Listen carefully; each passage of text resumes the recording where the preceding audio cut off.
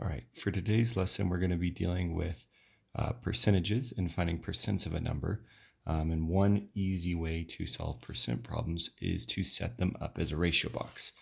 So, most important piece for this lesson is to remember that any percent is a part out of, so a part of a whole. And with percentages, the whole is always 100%. So we can solve percent problems using this idea that a percentage is really just a ratio out of 100. So let's just start with an example. Let's say 40% of the students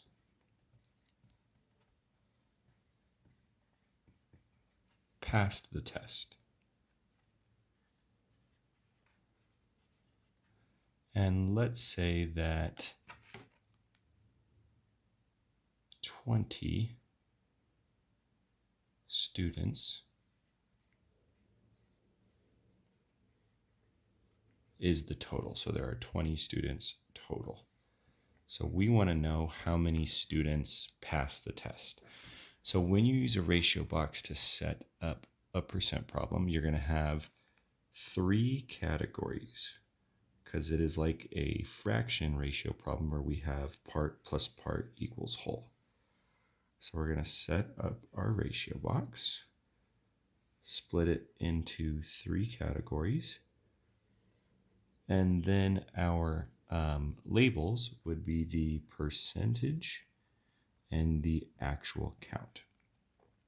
So in this problem, we have those students that passed, those that did not pass, and then we have our total.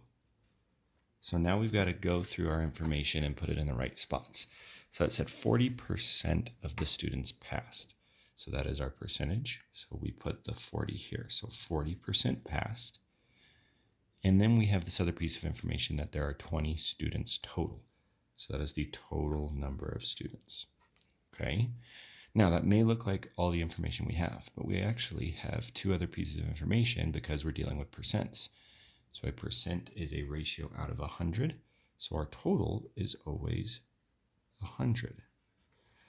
We also know that if 40% passed, 60% did not pass because we take part plus part equals a whole. 100 minus 40 gives us 60. We want to know how many students passed. So for the time being, we actually don't care about the number that didn't pass, although we could solve for that if we wanted to. The question asked how many passed. So we're trying to find the actual count of how many passed. So again, for right now, we don't care about the did not piece. But now we have a ratio that we can set up. We could set this up as 40% over 100 equals, remember, match up like amounts, our mystery number over 20. Now, if we wanted to, we could reduce 40 over 100, or we could just look right away for a constant factor from 20 to 100. There is one there, right? Times 5. Let's say you didn't see that. We could then reduce. So 40 over 100 reduces down to 4 tenths. Now there's a nice constant factor. 10 times 2 equals 20. So 4 times 2 equals our mystery number. So how many students passed? 8 students passed. So if 8 students passed, we could figure out 20 minus 8 means that 16 students, sorry, not 16, 12 students did not pass because 20 minus 8 gives us 12. We could double check that, set up a proportion of those that didn't pass, so 60% didn't out of 100 equals n over 20. Right, we can reduce this again. We get from 10 to 20 by multiplying by 2. So we get from 6 to mystery number by multiplying by 2. We see that 12 is the number of students that did not pass. So quick way to check and make sure you've got the right answer. Let's look at another problem that can be a little tricky to set up correctly. So you've got to make sure like amounts match up. So here's another example. Let's say 20% of the class is girls. And let's say there are 16 boys. How many students altogether? So how many students are in the class altogether? Okay, so first things first, set up your ratio box. 3 categories, part, whole. And then again, we're dealing with percentages and actual counts. So percentages, actual counts. We've got girls, boys, and total. So this is where you've got to be careful. So it tells us that 20% of the class is girls.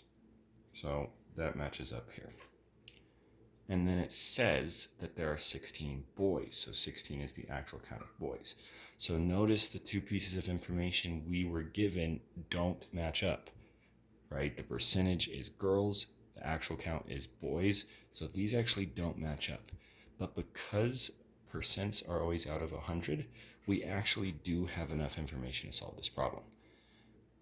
So we know the total is always 100. Using that information, we can now figure out the percent of boys. 100 minus 20 gives us 80. So if 20% are girls, 80% is boys. So it's important that you match up the right information. In our last problem, the percentage matched up with the actual count given. For this problem, we had to use the known percentage to find the missing percentage of boys. So now we have like amounts match up. Because to solve a ratio, you have to have like amounts matching up. So in this case, we want to know how many students there are. So sorry, girls, for right now, we don't need your information. So we can set up the ratio. 80% is boys over 100% is the total equals actual count of boys, 16, over the total number of students in the class over our mystery number. So again, look for a constant factor. If it's not there, reduce. So we can reduce 80 over 100 down to 8/10. We actually have the same constant factor as our last problem. So 8 times 2 is 16. So 10 times 2, our constant factor, gives us 20.